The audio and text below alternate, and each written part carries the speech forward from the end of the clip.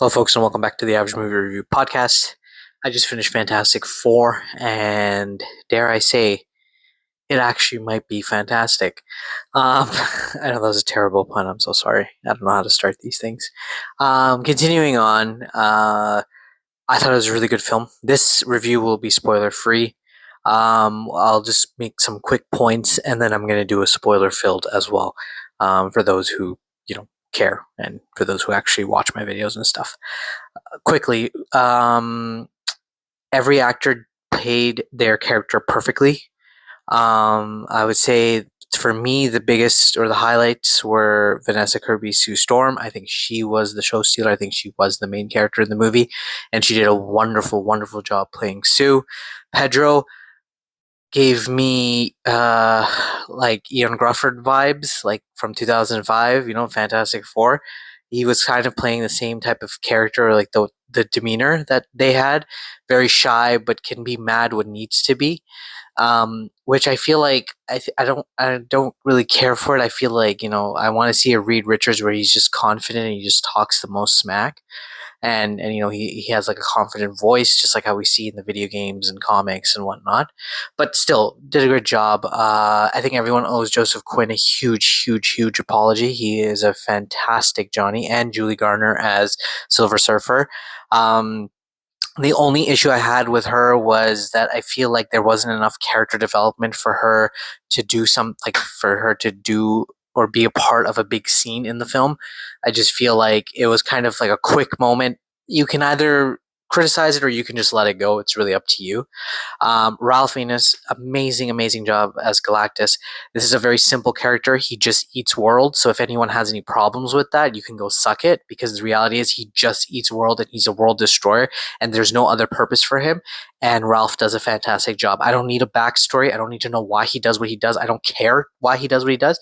I just want to see him mess shit up, and he does that. And he does it like amazing, and his voice is so commanding, and the way he looks, stunning. The visuals in this film, absolutely stunning. The CGI is probably the best CGI we've ever seen from a Marvel movie thus far. um there was like maybe one or two scenes that wasn't that great. The Thing, played by Evan Moss, amazing, amazing, amazing. He nailed it. You couldn't find a better guy playing the Thing. I think he really uh, played like, or he gave homage to Michael Chiklis's Thing. They're pretty much the same character, just different looking, and he does such an amazing job. So shout out to him for bringing that character to life as well. Story wise, it is a little slow in the beginning, but then it picks up, and then it kind of slows down a little bit, and then it picks up again. But the pacing, I think, is really, really good. Just again, it's a little slow in the beginning, but it should be fine. I don't think you can complain. I'll be honest. And watch it in IMAX, because it's completely shot in IMAX. I don't think you need to watch it in 3D. I don't really think it's necessary, but IMAX for sure. It looks absolutely beautiful in IMAX, especially the scenes in space. Just breathtaking. Visually, again, amazing. And the score by Michael Giacchino. I think it's Giacchino. People call him Giacchino, whatever his name is, but I think it's Michael Giacchino. Phenomenal, phenomenal. It gives you goosebumps. It makes you feel hopeful. It makes you sad. It does everything you need it to do. So again, amazing. Matt Shockman, he did a phenomenal job in directing this film. The story, the story and the plot is very basic. It is like watching kind of an episode of the Fantastic Four, I would say, and I'm here for that. I'm totally fine with that, because it was a well thought out episode. It wasn't just something stupid. Um, I think for me, another thing that kind of stood out was I think I needed a little bit more action in the film. It does have quite a bit, but I feel like it could have done a little bit better with more action. I don't know how other people felt, but I felt like I needed to see a little bit more of Reed's, stretching abilities. I wanted to see Johnny do some crazy stuff. I wanted to see, Sing do some, Ben do some crazy stuff. We got to see a lot of Sue's powers, which was really cool, but I wanted to see everyone else's, and I feel like they kind of didn't get their moment in the spotlight in that sense. Like, they do here and there, but I feel like we could have done a little bit more on the action sequences.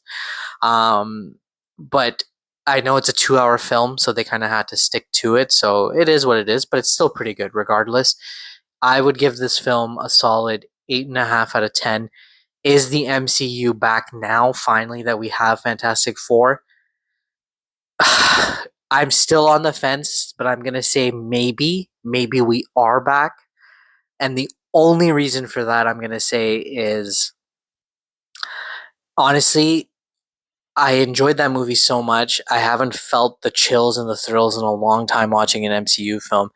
And the post credit scene, even though it was literally 30 seconds or 53 seconds, I think it was, it got everyone in my theater hyped. And on top of that, during the credits, everyone in my theater clapped too. So I think everyone enjoyed the film. But it got everybody hyped. Like, just like how we used to get hyped when we would see Thanos on screen for like that 20 seconds, or like something random would happen back in the Infinity Saga.